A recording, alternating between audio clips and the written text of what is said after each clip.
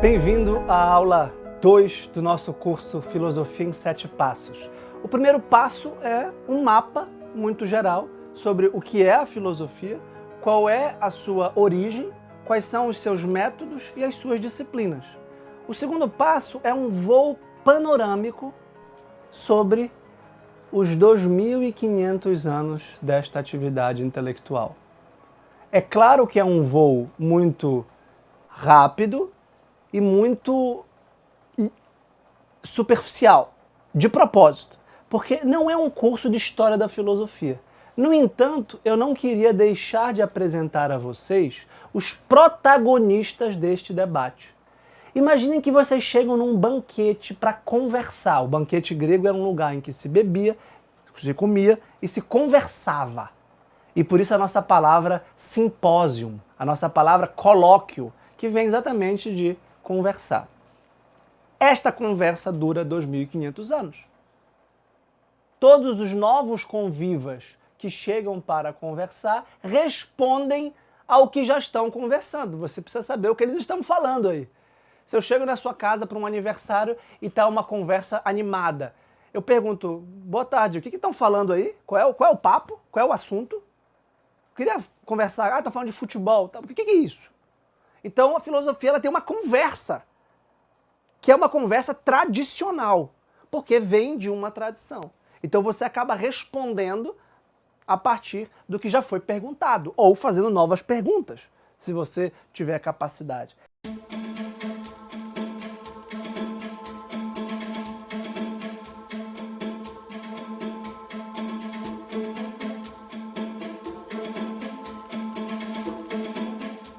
Eu disse na aula passada que há dois grandes métodos, o histórico e o analítico. O histórico ele é exatamente diacrônico, porque ele estuda a sucessividade dos tempos. Então ele sempre tem dois tempos, o passado e o presente. E todo passado já foi um presente e teve, por sua vez, um passado. E por isso eu posso falar de Sócrates, que está no passado em relação a nós, mas eu posso falar dos pré-socráticos, daqueles que vieram antes de Sócrates. Eu posso falar, como o nosso calendário diz, 2021 anos depois de Nosso Senhor Jesus Cristo. Ou eu posso falar 399 antes de Cristo, que foi o ano da morte de Sócrates, 399. Antes de Cristo. Então a história é sempre o antes e o depois. Daqui a pouco o hoje será um ontem. E daqui a pouco o amanhã será um hoje. Então, esse fluxo temporal vai como uma correnteza levando as pessoas e as ideias, mas algumas ficam. E o nome disso é tradição filosófica. Não é possível fazer filosofia sem aprender a história da filosofia e sem aprender a tradição filosófica. Repito, porque você faz parte de uma tradição filosófica. Quer você queira, quer você não queira. Se você ignorar, não tem problema, você vai ser um ignorante. Mas na sua linguagem, na sua forma de pensar e de conceber, estão inscritas ideias filosóficas que impactam diretamente a sua visão de mundo. A sua cultura, a sua religião, a sua forma de viver, de se vestir, de amar, de comer, de se vestir. Então, a civilização ocidental tem na filosofia uma das suas principais fontes culturais. Assim como o direito, assim como a religião, são bases da nossa experiência humana. Então, desde Aristóteles, pelo menos, a filosofia pensa a sua tradição. Se você pegar uma obra-prima e absolutamente incontornável chamada Metafísica, que nós vamos apresentar na 6ª aula deste curso, você verá que ele se remonta aos autores antes dele, a começar por Platão. E antes de Platão, Sócrates. E antes de Sócrates, Parmênides. Então, Aristóteles é um dos primeiros filósofos a perceberem que estão num processo. É como se eu olhasse para minha filha e dissesse, filha, conheça o seu avô. E um dia minha filha, olha, isso é filosofia, minha filha Maria de 7 anos, papai, o vovô tem avô? E eu disse, o que você acha, minha filha? Você conhece a mãe da vovó. Você acha que a mãe da vovó tem mãe? Tem, claro. Essa é a avó do papai. E assim sucessivamente. Então a história é um conjunto de influências intelectuais. E não tem um marco zero. Não tem Adão no primeiro dia do paraíso. Porque Adão no primeiro dia do paraíso não tinha passado. O mundo tinha acabado de ser criado. Ele foi o primeiro. E por isso que é uma narrativa mítica. Não no sentido de uma ilusão ou de uma falsidade, mas no sentido de uma verdade profunda plasmada em linguagem simbólica. Então, Hegel, no século XIX, foi outro grande filósofo que dessa vez não só reconhece a historicidade da filosofia, mas incorpora a filosofia numa dialética histórica. Incorpora a história da filosofia num processo de explicitação do espírito absoluto que vai se dar no tempo. E isso constitui a filosofia monumental do Hegel, que é um dos autores mais importantes, como nós vamos ver em alguns instantes.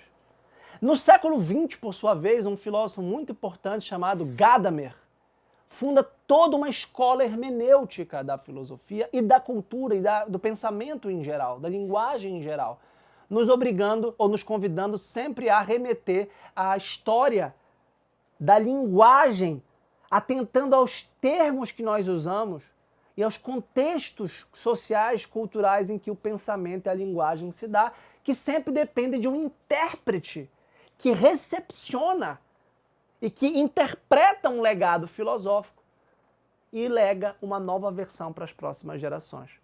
Como eu recebi da minha mãe uma série de valores, e eu passo para minhas filhas uma série de valores. E a minha filha vai passar para os seus filhos uma série de valores. Vão ser os mesmos? Não. Vão ser todos iguais? Não, porque não é possível. Porque a sociedade é diferente, eu sou diferente da minha mãe, e a minha mãe é diferente da minha avó, e a minha filha é diferente de mim. Então é claro que há uma mudança dinâmica na história, não só da filosofia, mas da sociedade em geral. Mas há também uma permanência. Então é a dialética entre permanência e mudança que constitui o cerne da história da filosofia. Vejam, nós estamos falando grego aqui. Filosofia é uma palavra grega, democracia é uma palavra grega. Nós estamos falando latim aqui. Religião é uma palavra grega, como eu disse ainda há pouco. Ciência é uma palavra grega. E se você for estudar ciência especificamente, você vai ter palavras latinas. A torto e a direito. Porque a latim era a koiné, a língua comum, a língua universal da comunidade científica até o século XX. E hoje, provavelmente, é o inglês. Hoje a linguagem, por exemplo, da tecnologia é toda em inglês. Porque toda a ciência da comunicação, toda a ciência da internet, das redes sociais, toda é protagonizada pelos Estados Unidos e pela língua inglesa. Mas a filosofia começou com os gregos. Foi desenvolvida pelos latinos cristãos. E depois se proliferou nas línguas nacionais, sobretudo o alemão, o inglês e o francês. Ah, mas não tem filosofia em italiano? Não tem filosofia em português? Não tem filosofia em espanhol? Tem. São tradições filosóficas nacionais, menos influentes do que a alemã, inglesa e francesa. Então a influência dos filósofos também é estudada pela história da filosofia, porque pode muito bem haver um filósofo mais inteligente, mais importante, mas menos influente. E isso é normal na vicissitude da vida histórica da filosofia, que pode ser pensado também como Sófocles. Como Aristóteles falava em relação à tragédia na poética, ele falava que a tragédia é um gênero que se desenvolve ao longo dos autores, como se a filosofia vivesse ao longo da sua história e fosse amadurecendo ou decaindo ao longo dos seus autores. Então há uma dinâmica viva, um fluxo inexorável da história da filosofia. Bem, depois dessa introdução eu quero entrar com vocês nos 4 grandes períodos que constituem a história da filosofia.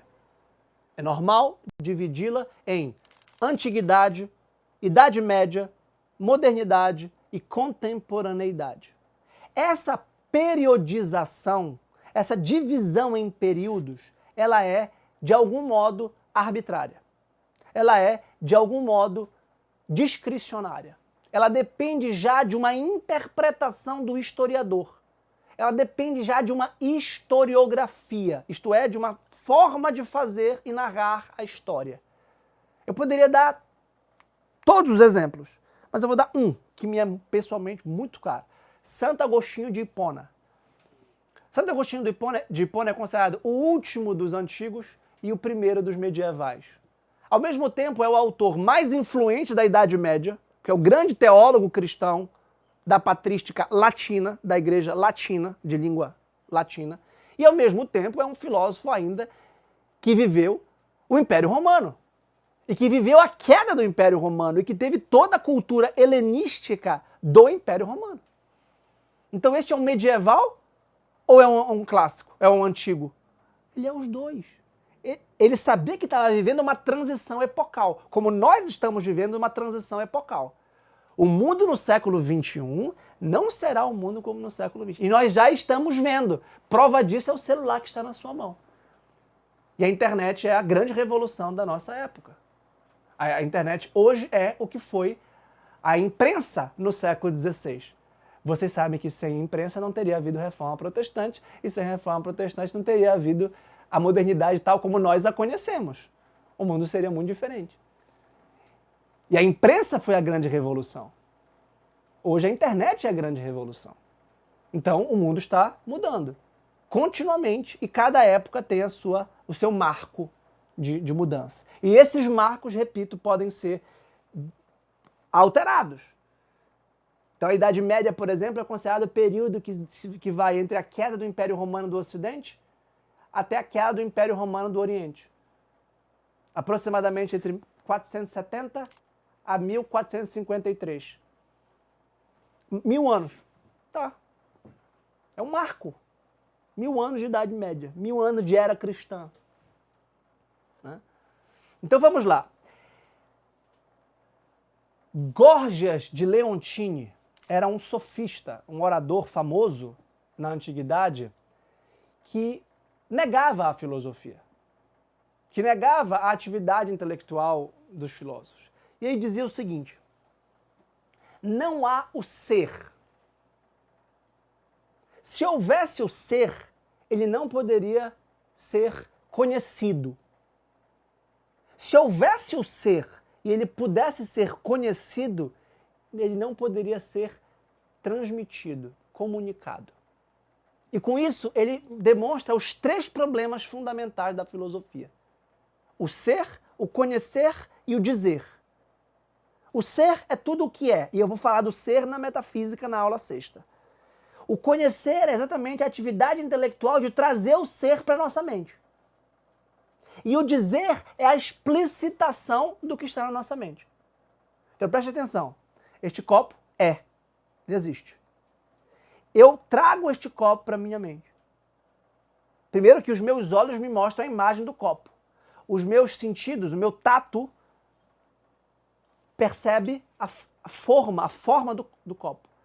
Ou a minha boca sente o vidro do copo. E, aliás, copo em inglês é glass, é vidro. Ou seja, já é a forma material de que é feito o copo. Porque tem glass que não é de vidro. Mas isso já é uma articulação intelectual sobre a relação entre a palavra e a coisa. E depois eu digo, passa o copo. Você quer um copo de água? Uma taça de água? Então, isso é muito fácil em relação ao copo. Ninguém tem dúvida disso. Isso não é o copo não é filosófico. A não ser que você queira filosofar sobre se o vidro está caro ou barato, se esse copo é bonito ou grande, quantos ml tem esse copo, quantos litros de água devo beber por dia. Tudo isso pode ser objeto de reflexão. Agora, o Górgias mostra 3 áreas da filosofia em que a gente pode se concentrar: o ser, o conhecer e o dizer. E essas 3 áreas, de algum modo, demonstram o interesse dos clássicos na ontologia e a preocupação com o ser. E os clássicos aqui serão os antigos e os modernos, os medievais, os antigos e os medievais. Os modernos estão preocupados com o conhecer, e por isso a ciência é a grande atividade da modernidade.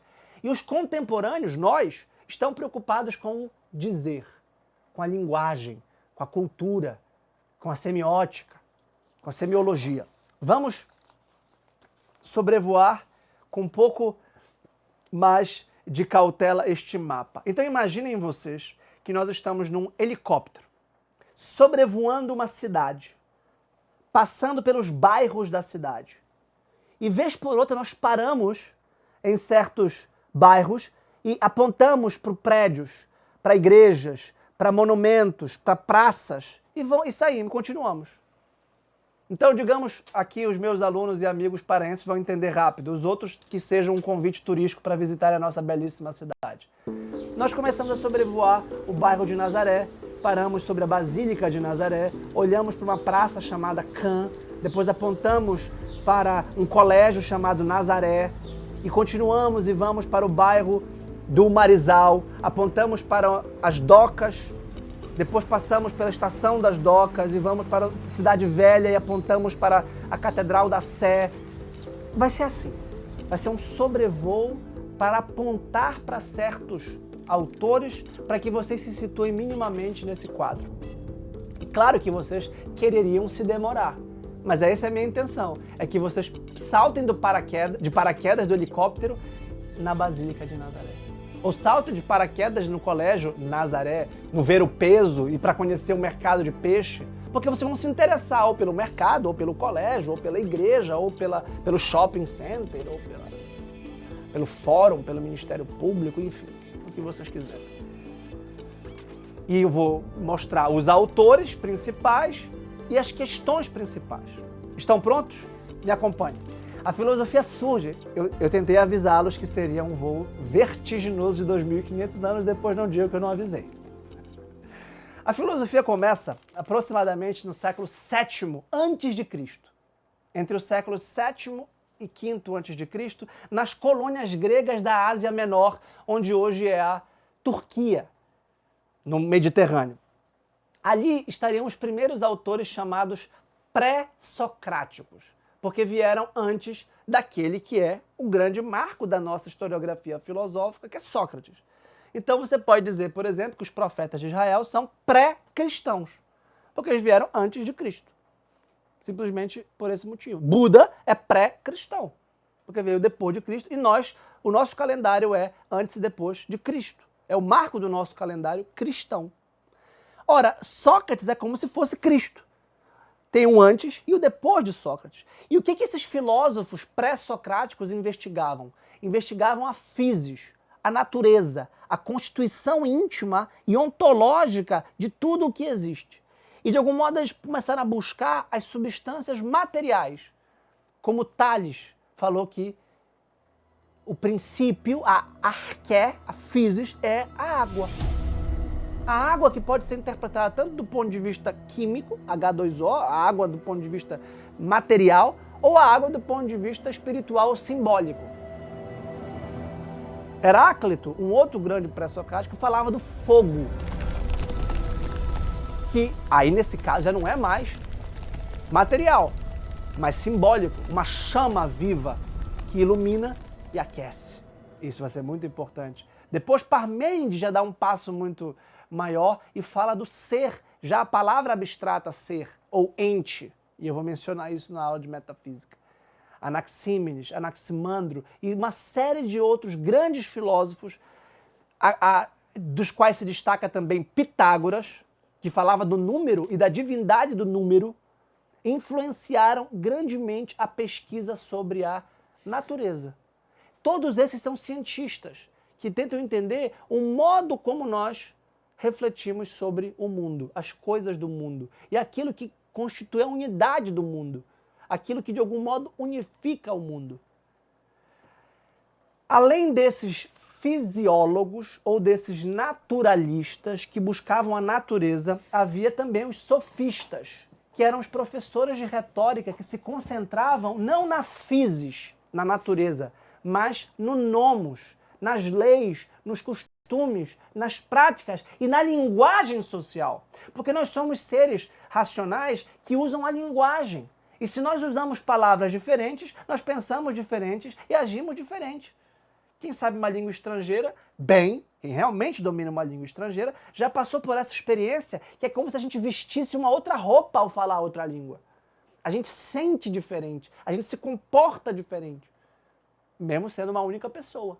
Então os sofistas eram professores de retórica que tentavam manipular o pensamento das pessoas pelas palavras, num contexto de ascensão da democracia, que vai fundamentar toda a ciência da retórica, que estuda a comunicação, que estuda o impacto que as palavras, mas não só as palavras, a imagem, a gesticulação causam sobre você. Eu fico muito feliz, e isso não é raro, principalmente quando eu dou aula de filosofia da religião ou teologia, que as pessoas saiam das minhas aulas e digam, eu estou emocionado, eu estou impactado. E eu pergunto, você entendeu a aula? Não sei. Não sei se eu entendi a aula, mas eu sinto alguma coisa, um patos, um efeito sobre mim se deu na aula. E os sofistas estudavam isso. E eles são os pais fundadores do que a gente pode chamar de propaganda política ou comercial, que é a arte da persuasão pelas palavras e pelas imagens, que era o fundamento da política democrática. O período clássico da filosofia antiga compreende os séculos V e IV a.C. e se dá no esplendor da cultura ateniense, em que havia os grandes tragediógrafos, como Ésquilo, Sófocles e Eurípides, e os sofistas, Górgias de Leontine, Protágoras de Abdera. E nesse contexto de ebulição intelectual, com aqueles primeiros filósofos naturalistas, sofistas, poetas, surge a figura imponente de Sócrates, criticando as virtudes da sua sociedade e fundando a dialética, fundando o diálogo inquisitivo e reflexivo para tentar parir, como eu disse na primeira aula, as ideias dos seus interlocutores. O principal discípulo de Sócrates, como vocês sabem, é Platão, que universalizou essa investigação, abrangendo todos os âmbitos da realidade, escrevendo 36 diálogos, em cujo protagonista, na maior parte deles, é Sócrates, e, de algum modo, estabelecendo a fundação literária da filosofia. Sócrates é a fundação existencial da filosofia, mas ele nada escreveu. Platão é a fundação literária da filosofia. A obra de Platão é o evangelho da filosofia, por assim dizer, é a Bíblia da filosofia, é o grande ponto de partida da reflexão filosófica. E Platão funda a academia, a primeira instituição de ensino superior no Ocidente, em 387 a.C., para institucionalizar e para sistematizar a investigação filosófica. E tanto quanto Platão foi aluno de Sócrates, ou foi discípulo de Sócrates, Platão teve um grande discípulo, ou aluno, chamado Aristóteles, que foi professor de retórica na Academia de Platão por 20 anos. E tem um espírito ainda mais sistemático e organizado do que Platão, pelo menos na sua obra, e funda a sua instituição chamada Liceu, em 335. Platão e Aristóteles são, de longe, os autores mais influentes, mais importantes, mais decisivos de toda a tradição filosófica ocidental, com uma primazia a Platão, que é o grande autor que influenciou todos os autores posteriores. Com a queda da espólei, com a queda das cidades-estado na antiguidade grega, surgem várias escolas mais voltadas à ética. As escolas do helenismo, que difunde a cultura grega ao longo do Mediterrâneo, a partir dos impérios macedônico de Alexandre Magno e romano, sobretudo a partir de Júlio César. Os romanos eram admiradores da cultura grega e falavam o grego como língua da inteligência e da cultura. E por isso as escolas helenistas do estoicismo, do epicurismo, do ceticismo e do cinismo, que enfatizavam no comportamento, na ética, mais do que na metafísica ou na epistemologia, continuaram em solo romano. De modo que na antiguidade tardia, já no século I a IV depois de Cristo, nós temos filósofos romanos, como Sêneca e Marco Aurélio, que eram estoicos, Lucrécio, que era epicurista, e os neoplatônicos, sobretudo Plotino, em Alexandria. E é desse neoplatonismo de Plotino que vai surgir a grande tradição filosófica cristã, na sua primeira fase, por exemplo, com Agostinho, que eu mencionei ainda há pouco, ser tanto um autor da filosofia antiga, portanto, um autor da tradição antiga, como também o primeiro grande autor da tradição medieval, que eu vou explicar ainda há pouco.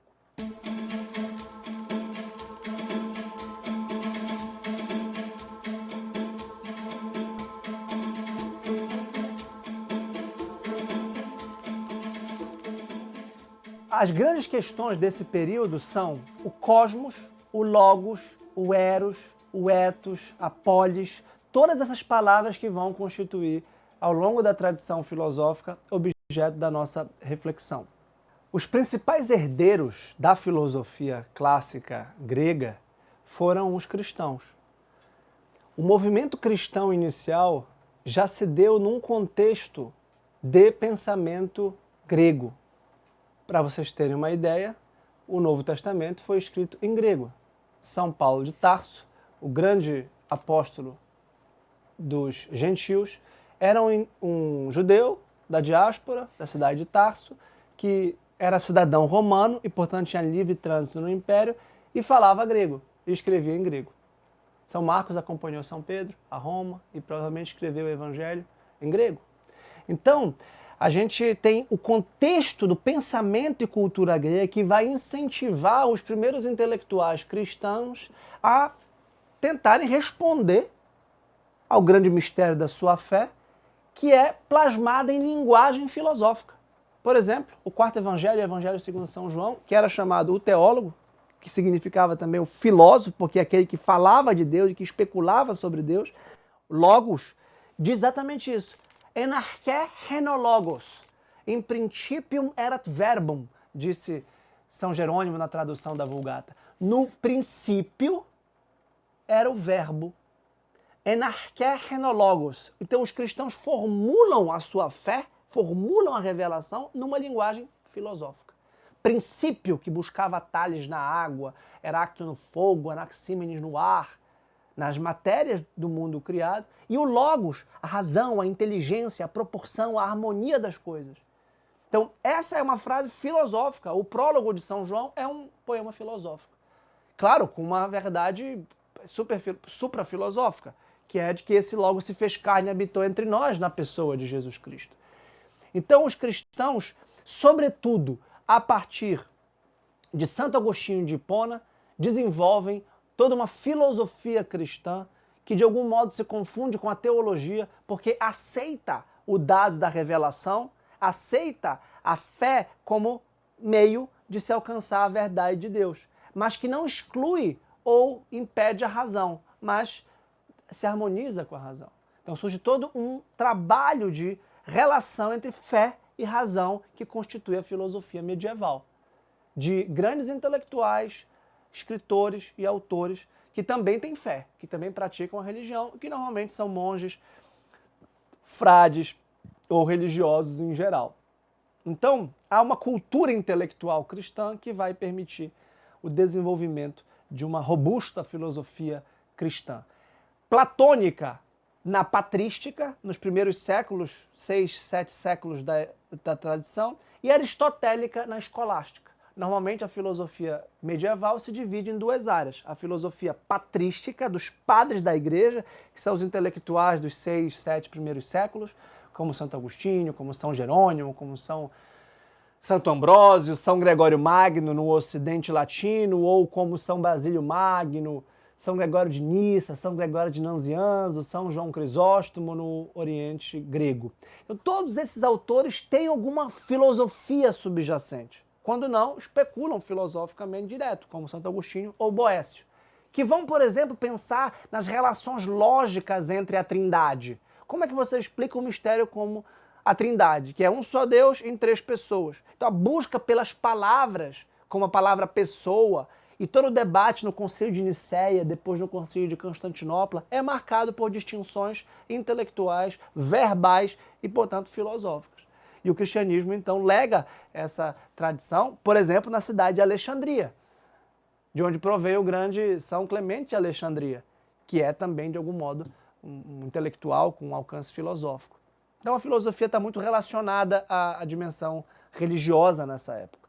E uma segunda grande fase chamada escolástica, em que a civilização cristã já está robusta, de pé, a época das catedrais, a época da grande poesia de Dante, é a época também das universidades.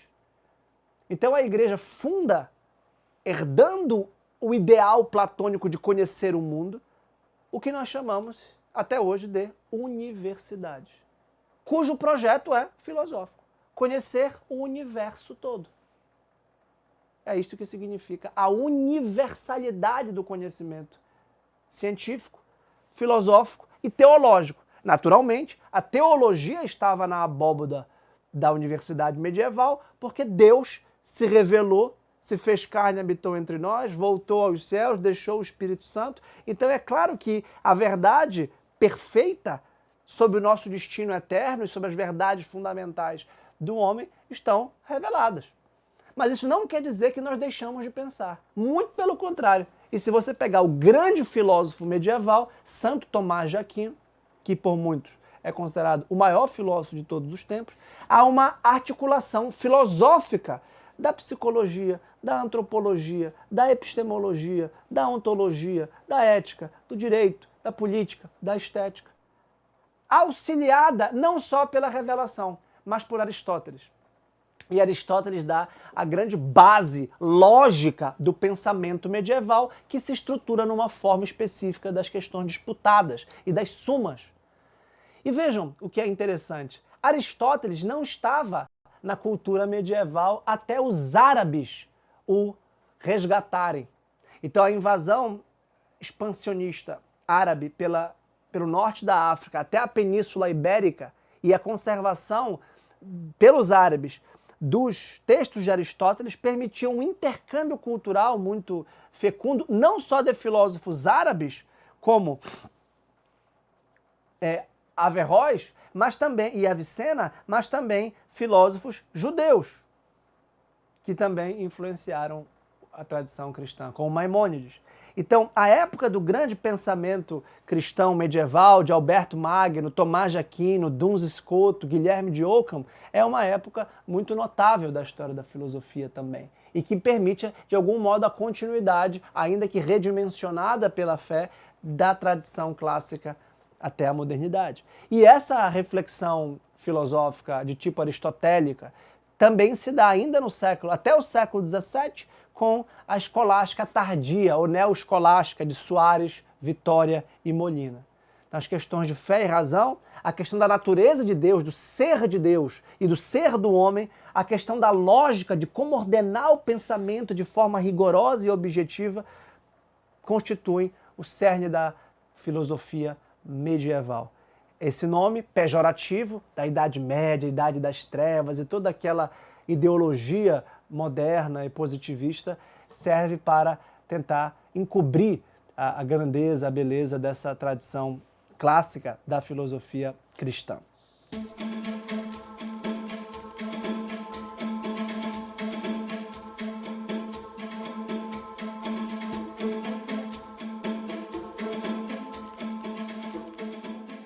A modernidade vai se preocupar não com o ser do cosmos ou com o ser de Deus, como respectivamente os clássicos gregos, latinos e cristãos, mas com o conhecer.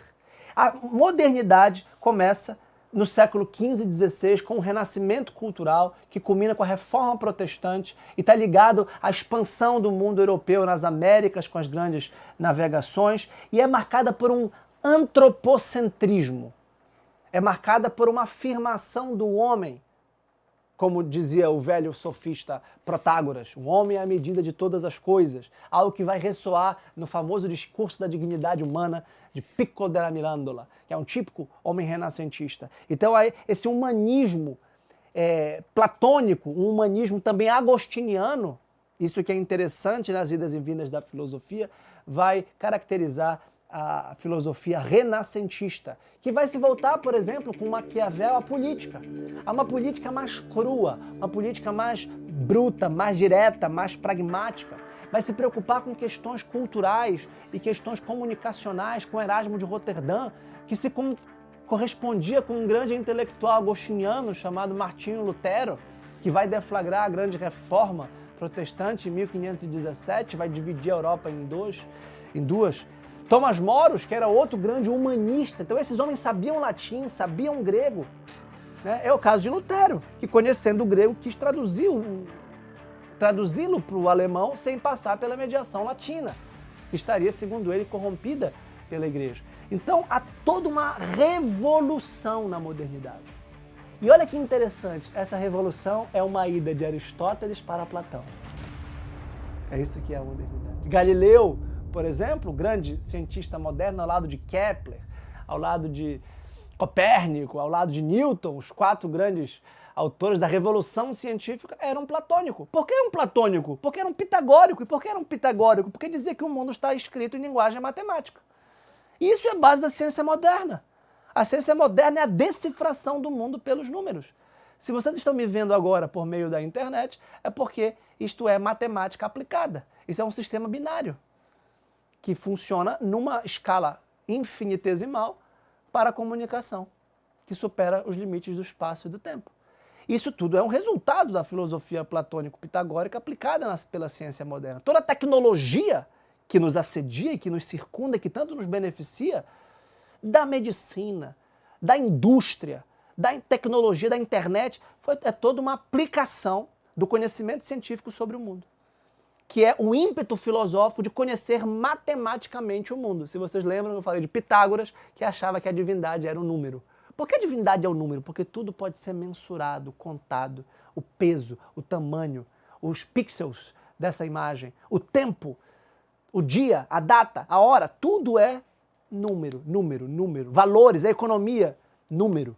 Quantidade de pessoas. Então, a quantificação do mundo tem uma dimensão também qualitativa e simbólica. Isso gerou toda, por um lado, a volta de concepções herméticas, heréticas e gnósticas na Idade Moderna, que vai abalar a ortodoxia cristã, mas do ponto de vista filosófico também, porque se substitui o modelo aristotélico tomista pelo modelo platônico pitagórico, marcado por hermetismo, marcado por esoterismo, tá? De toda a tradição hermética, e eu precisaria de um outro curso para explicar tudo isso. É um curso não da filosofia mainstream ou da filosofia estrito sensu, mas da parafilosofia e das correntes místicas e religiosas que vão também se revestir de uma linguagem filosófica e vão influenciar diretamente a filosofia. O Renascimento é, de algum modo, a afirmação humanista da centralidade do homem. A revolução científica é a afirmação da capacidade humana de conhecer, sobretudo, o mundo material. Então, toda a atenção metafísica, e vocês vão entender o que é a metafísica na aula respectiva, que é a aula 6, se volta para o mundo material. O mundo que os sentidos podem alcançar e como nós relacionamos os sentidos na mente. E toda essa revolução científica que eu falei passa por uma mudança no método. E daí a obra fundacional de René Descartes, da filosofia moderna, é discurso sobre o método. E um ceticismo arraigado na tradição, um certo ceticismo na religião, não diretamente, mas na capacidade cognitiva da religião. E uma tentativa de autonomizar a razão, de começar de novo, produzir uma ciência nova. Daí que vem a palavra modernidade, como o que é novo e melhor. E novo e melhor em relação à escolástica aristotélica. Então os pais fundacionais da filosofia moderna, Francis Bacon e René Descartes, propõem um método novo. O próprio Francis Bacon escreve exatamente uma obra chamada Novum Organum, um novo instrumento, uma nova lógica, um novo método científico. E a filosofia moderna, no século XVII e XVIII, vai se distinguir em 2 grandes flancos. Os empiristas, como Bacon, Hobbes, Locke, Hume, e os racionalistas, como Descartes, Spinoza e Leibniz. Esse debate entre racionalistas e empiristas vai constituir o primeiro grande movimento, o primeiro grande ato da filosofia moderna, que é uma discussão, sobretudo, epistemológica, ou seja, relacionada à natureza do conhecimento. Lembrem-se, por favor, da imagem que eu usei no começo. Esse é um sobrevoo muito rápido. A gente está passando por um bairro inteiro, por uma cidade inteira, com milhares, milhões de pessoas e com milhões de coisas que poderiam ser analisadas como um ponto focal, com uma lente de zoom. Então, se você quiser estudar René Descartes, você vai precisar aí de uns 2 anos. E eu estou falando aqui em 2 minutos. É claro que isso é um pecado mortal, imperdoável na filosofia, mas a proposta didática é simplesmente um panorama, tá? Até chegar Immanuel Kant. Kant é o grande filósofo da modernidade que vai fazer uma síntese transcendental entre o empirismo e o racionalismo, se preocupando com a forma do conhecimento. E por isso nós vamos dar muita atenção a ele nas aulas de ética, na aula de metafísica, sobretudo. Porque ele, de algum modo, apresenta as bases de uma fundação científica do conhecimento humano e uma filosofia da ciência e uma filosofia do conhecimento. E funda uma forma de conceber o conhecimento humano que, segundo ele, era o que Newton estava fazendo. Porque Kant queria explicar o tipo de ciência que Isaac Newton estava fazendo. E a revolução que Newton estava fazendo na física. O iluminismo a que Kant pertence é a tomada de consciência filosófica e cultural dessa nova era, dessa nova fase. Fase esta que é luminosa, que é iluminada. E a luz do iluminismo é exatamente a luz da razão. Não a razão divina, não a razão de Deus, não a razão da natureza, mas a razão humana, que não está necessariamente refletindo a razão de Deus, que não está necessariamente espelhando a razão da natureza como pensavam os antigos. Porque os antigos e os medievais também falam de luz, mas não da luz da própria razão humana. Então há um ímpeto científico que vai resultar numa corrente que é a do positivismo, como crença na capacidade científica do homem de conhecer e dominar a natureza e a sociedade. E por isso o positivismo também tem uma dimensão não só epistemológica, mas também política. O enciclopedismo e a enciclopédia de D'Alembert, Diderot, Voltaire, Rousseau, Montesquieu e todos os autores franceses da época revolucionária, da Revolução Francesa de 1789, estão nesse contexto de um esclarecimento social, de uma crítica social, de escrevendo ensaios e textos. Hoje nós temos as redes sociais e os intelectuais públicos participando livremente do debate, opinando. Essa é uma típica herança da época iluminista, da época moderna. E muito mais inclusiva e participativa hoje em dia, porque em tese qualquer um pode opinar e debater, se tiver um mínimo recurso digital. No século XIX, Kant gera herdeiros importantes e famosos na própria Alemanha e muda o eixo gravitacional da filosofia. E muda a língua filosófica fundamental, que passa a ser o alemão. Porque com Kant e os neokantianos como Hegel e Schelling, num movimento chamado idealismo alemão, toda a reflexão kantiana ganha corpo, forma, ganha força e uma série de especulações kantianas e também pós-kantianas se dão na Alemanha dessa época. Hegel é o segundo grande protagonista dessa filosofia moderna, que tenta construir um sistema global em que o espírito absoluto se manifesta ao longo do tempo, formando a história. Hegel tem um pensamento integrativo e sintético, reunindo todas as manifestações culturais, como a filosofia, a arte e a religião, a política, tentando integrar todas essas dimensões numa unidade de reflexão e especulação que é realmente impressionante. E de Hegel vai surgir o mais influente filósofo da política moderna, que é Karl Marx, e toda a sua proposta revolucionária de transformar aquela corrente liberal, moderna, burguesa, que estava no iluminismo, por exemplo, de Locke, numa nova experiência, numa nova forma, que é o comunismo, a partir do seu método histórico dialético. Nesse momento, há também, no século XIX, a grande ruptura com o racionalismo. O romantismo é a ressaca do iluminismo. É como se a gente tivesse bebido demais da razão, se embriagado de razão, e passado a querer apelar agora para as emoções, para as paixões, para o inconsciente, para o sonho, para a poesia. E todo o romantismo surge com essa contraposição ao iluminismo. E o grande filósofo do romantismo talvez seja Arthur Schopenhauer e Friedrich Nietzsche. São filósofos que têm a influência do romantismo como movimento cultural, valorizam as artes, valorizam a música e a grande música alemã de Beethoven, Schumann, Schubert, Liszt, Mendelssohn e tantos outros grandes, Brahms, tantos outros grandes compositores, Mahler já no século XX, Wagner, que o Nietzsche tanto adorava, vão ser considerados filosoficamente. E se você escuta a música de Beethoven, a nona, por exemplo, você não consegue ficar achando normal, né? Uma vez eu estava escutando a nona sinfonia de Beethoven e a moça que trabalha comigo falou, está acontecendo alguma coisa? Eu falei, claro que está acontecendo alguma coisa. Você acha que uma pessoa que compôs isso aqui isso é normal? Não, isso aqui é uma música altamente filosófica, especulativa, uma música de uma linguagem realmente transcendente.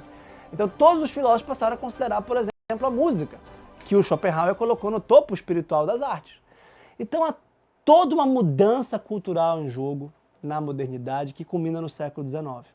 E o Nietzsche morre em 1900.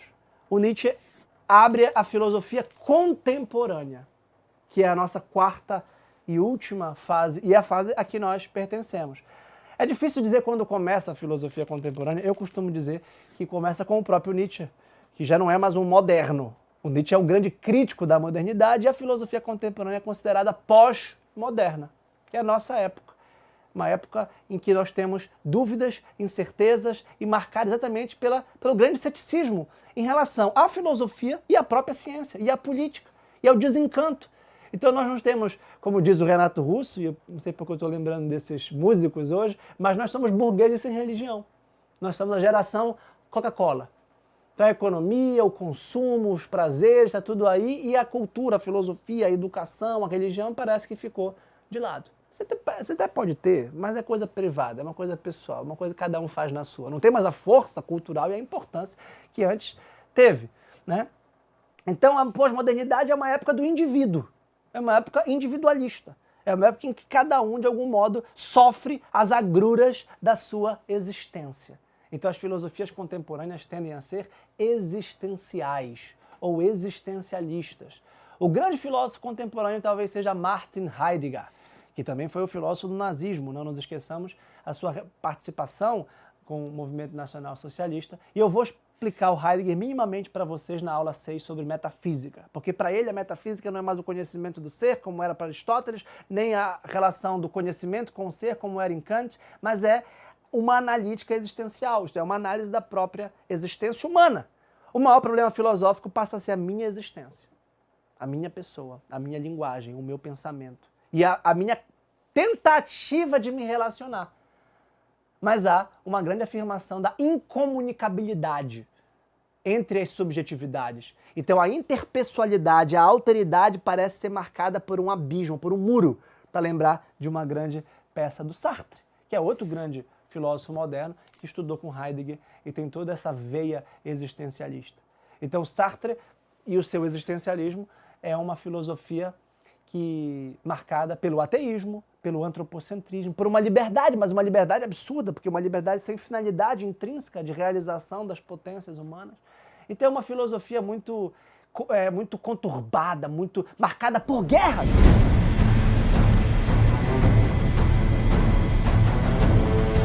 O século XX é o século das guerras mundiais, a primeira e a segunda. Então não esperem dessa filosofia uma filosofia pacífica, não é uma filosofia da paz. É uma filosofia das bombas atômicas, né? E dessa desilusão. Como é que a gente tem a capacidade de desconstruir o átomo e com isso produzir a bomba atômica? A escola de Frankfurt, por exemplo, que é uma influente escola filosófica da contemporaneidade, um dos seus autores, o Theodor Adorno, vai falar que não se pode mais fazer poesia depois de Auschwitz. Auschwitz é o campo de concentração, a gente chegou na barbárie total, a gente perdeu, a gente sucumbiu. Não tem filosofia, não tem religião. A gente colocou 6 milhões de pessoas no campo de concentração por um motivo étnico, um motivo torpe. Mas isso era a ciência nazista. Isso era o racismo científico. Então a desilusão com a ciência, o desencantamento do mundo de que falava Max Weber, o relativismo de valores passa a ser uma tendência. O pessimismo filosófico passa a ser uma tendência dessa filosofia contemporânea dita continental. Por outro lado, e com isso começa a conclusão, há uma filosofia contemporânea peninsular ou britânica. Essa é a filosofia do continente europeu, sobretudo. A filosofia analítica, que provém de Wittgenstein, está muito mais preocupado com a conceituação científica dos termos e a redução do escopo da filosofia para o que ela de fato pode fazer. E o que a filosofia de fato pode fazer ainda, depois de todo esse furacão que eu tentei narrar aqui de forma, como eu disse, sobrevoando, o que a filosofia ainda pode fazer é uma terapia da linguagem. Ela pode verificar o que de fato nós podemos dizer e o que de fato significam as palavras. E com isso ela deixa de fora palavras como Deus, como justiça, como beleza, porque essas palavras são eminentemente subjetivas e emotivas e não têm nenhuma significação objetiva. E, portanto, não há muito o que fazer do ponto de vista da filosofia moral, ou da filosofia política, ou da filosofia da arte. Então, essa filosofia analítica é uma filosofia, sobretudo, da linguagem e da ciência. Por exemplo, com o neopositivismo, com o Círculo de Viena. A filosofia também é marcada pela retomada e pela recuperação das tendências anteriores. Então existem neotomistas, aqueles que cultivam o pensamento de Tomás de Aquino, neo-aristotélicos, aqueles que cultivam o pensamento de Aristóteles, neoplatônicos, aqueles que cultivam o pensamento de Platão, neocantianos, aqueles que cultivam o pensamento de Kant. Então a filosofia contemporânea é muito diversificada, muito dispersa, repleta de uma série de autores que tem essa preocupação. E também a preocupação política, de tentar reagir à crise política que tem na Primeira e Segunda Guerra um fato determinante.